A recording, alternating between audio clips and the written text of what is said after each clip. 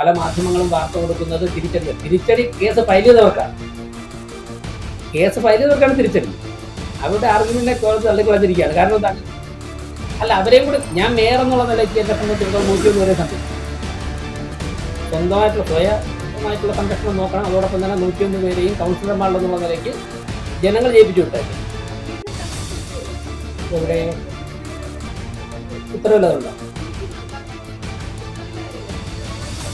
Mayor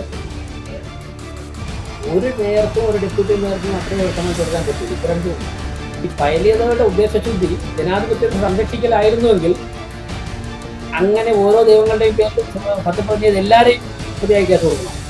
കൊടുത്തില്ല, സെലക്റ്റീവായോ ഇതുകൊണ്ട് അസാധുവല്ല അതെന്ന് പറയുമ്പോൾ അത് മാത്രം എടുത്തു പറയുന്നത്. നമ്മൾ അതിൽ ഇത്രയും നേരം ചർച്ച ചെയ്തു. നമ്മൾ 19 നമ്മൾ അല്ലല്ല നമ്മൾ ഞാൻ പറയാം അവർ കൗൺസിലർ അല്ല എന്ന് കോടതിയുടെ വിധിയിലുണ്ടാകും. ഇത് അവർക്ക് കൗൺസിലർമാരല്ല എന്ന് കോടതിയുടെ വിധിയിലുണ്ട്. ഏത് ലൈനിലുണ്ട്?